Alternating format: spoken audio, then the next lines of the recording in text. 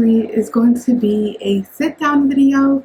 If you want to grab a snack, a drink, pause this video and just get yourself something to drink, snack on, and then hop back on.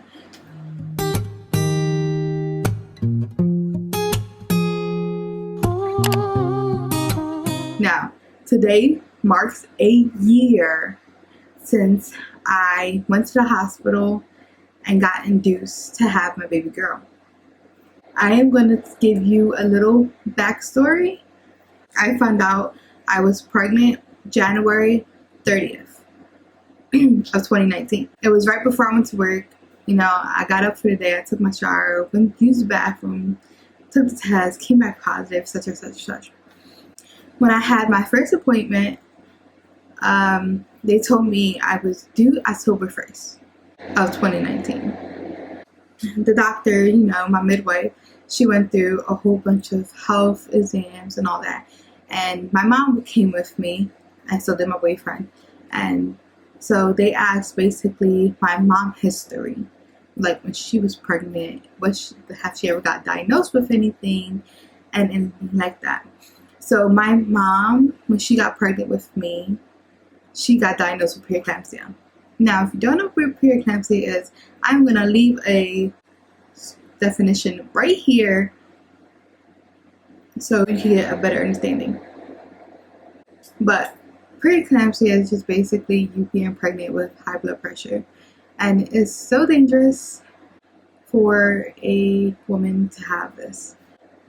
My midwife then put me on baby aspirin because I was already at a high risk since my mother had it when she was pregnant with me and my other siblings. If you have preeclampsia, it's a high percentage that you would definitely get preeclampsia again throughout your other birth. Like if you was to get pregnant again, there's a high chance you would get it with your other pregnancies. She gave me signs as in my feet, my face, my hands, when my vision blurs, like when I see little stars. Have you ever got so dizzy that you see little stars floating around? Well, that's how it looks. I had it twice already when I was pregnant. I told my doctor, she was just like, yo, well, if it happened again, you gotta come in. Like, don't sit there and wait it out, especially if your headache don't go away. Now that the problem I had, also signs of headaches, which is another sign if I haven't said that before. So the whole headache part is I was having headaches a lot during my pregnancy, but it will go away. So she was just like, don't play around with your health, with the baby health. So I'm like, yeah, okay, fine, I'll do that next time it happens. So the day came, which is today, August 29th. But today's August 29th, 2020. Last year today, which was August 29th, 2019, I was getting ready to do my baby shower. Was August 31st, 2019. So me and my boyfriend was just running errands all day. Like we got the drinks ready, like we got juices, soda, water, etc. for the party. I got my nails done, I got my eyebrows done. We was just running errands almost the whole entire day. And when night came, right before we went and took a nap, because we had to pick up his mom when she come out of work. Now his mom worked a night shift at that time, and she didn't come out until like 1 in the morning. We took a nap.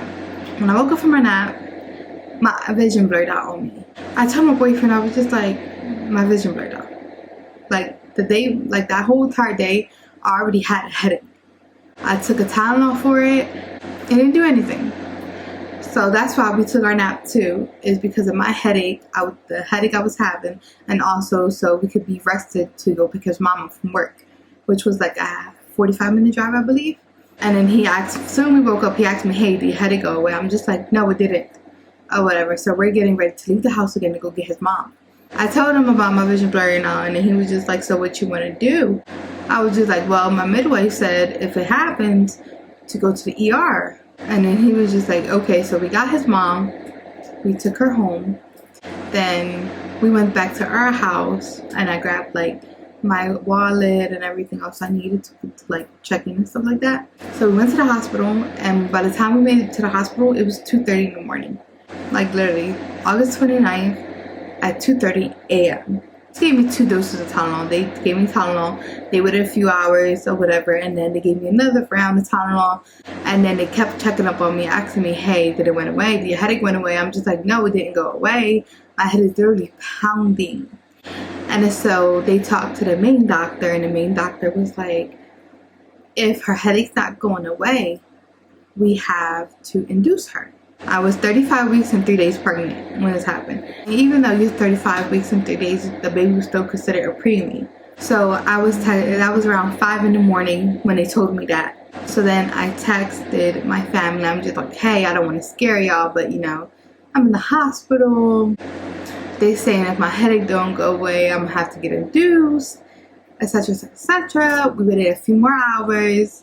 We waited up until 8 o'clock. My headache still didn't go away. Like, they had a delivery room open for me. So they were just like, you're going to get induced. Me being me, I'm just like, oh my goodness, I'm getting induced. My baby shower in a few days. Like, oh, what am I going to do? Our health came first. So I just let it be. They took me to the bathroom, but before they took me to the bathroom, the nurse was like, have you had something to eat yet? If not, I advise you should eat something. So I had the hospital breakfast. It was nasty. It was like the worst meal you could ever eat before going into labor. So I had my last meal at 8 in the morning. After that, I couldn't have nothing else. They put me on magnesium just so I won't have any seizures during, before, or after birth. 8:30, between 8:30 and 9 p.m. when they induced me. So after I got induced, they popped my water. My water popped. That's when the contractions started. So that whole night up until August 30th at 4 o'clock, like that's when I asked for the epidural because I was on magnesium, and because of that I couldn't get off the bed. I had a catheter and stuff like that. That's when I gave up. I was just like, give me the epidural or whatever. They gave me the epidural. I panicked when they was giving me the epidural, to be honest.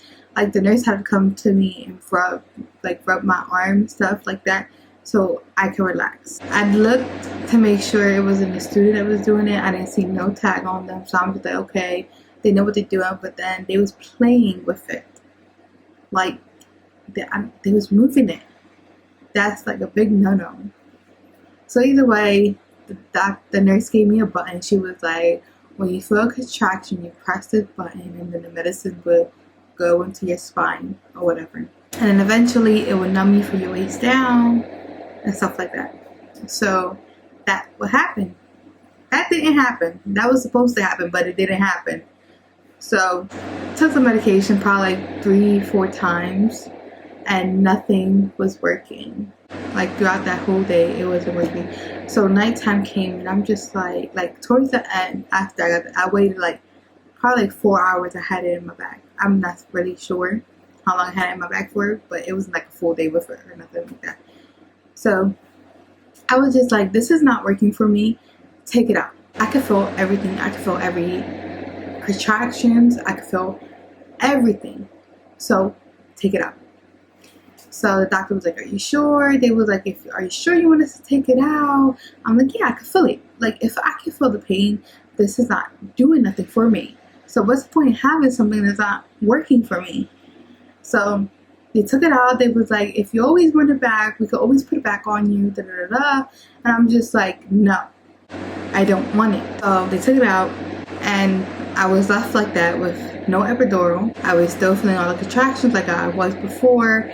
I felt my legs. Everybody's saying when you get an epidural, you feel like it numbs you from your waist down, but all you feel is being pressure. No, I felt like everything. I felt more than pressure. I felt every single pain. 12 hours go by. I was in so much pain that I couldn't take it no more again. So then my aunt was like, is there something else you could give her for the pain?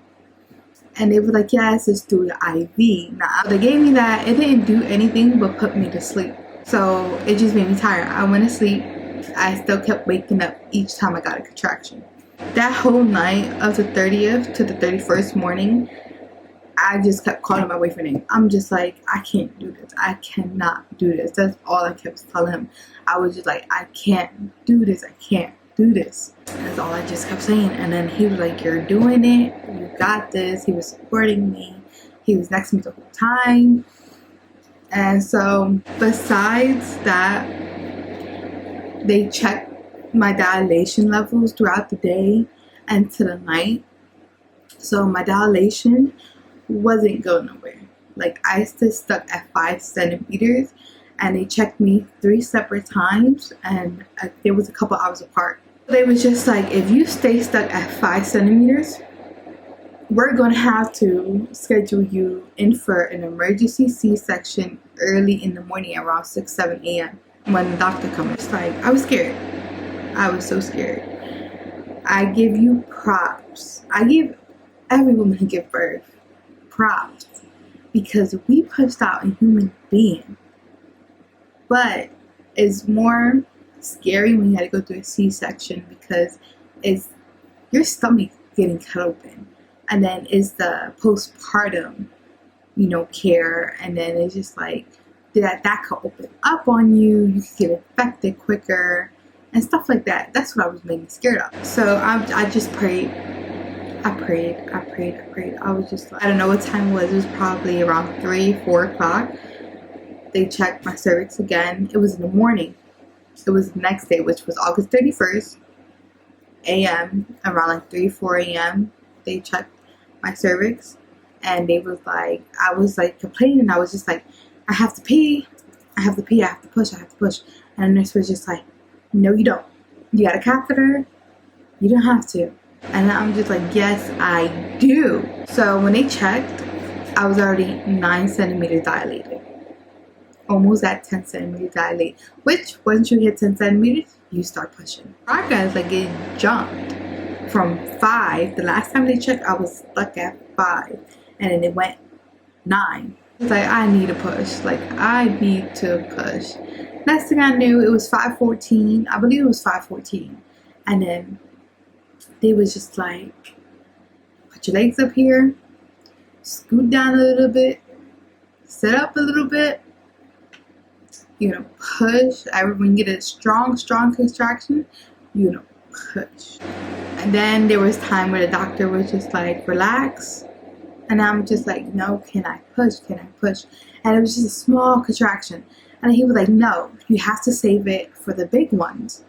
Because if not, you're going to get very exhausted, and we're going to be here longer than expected. Eventually, the baby came. She came at 5:47 a.m. in the morning, of course, of August 31st. And she was a preemie. She was 5 pounds, 14 ounces, 18 inches long. The only problem she had was her bilirubin level was high, but they had her under lights, and she got better. That was the same day in my baby shower. No, I didn't make it to my baby shower, but my boyfriend went to the baby shower just to like, pop up, say everybody, stuff like that. It was one crazy experience, but it's worth it.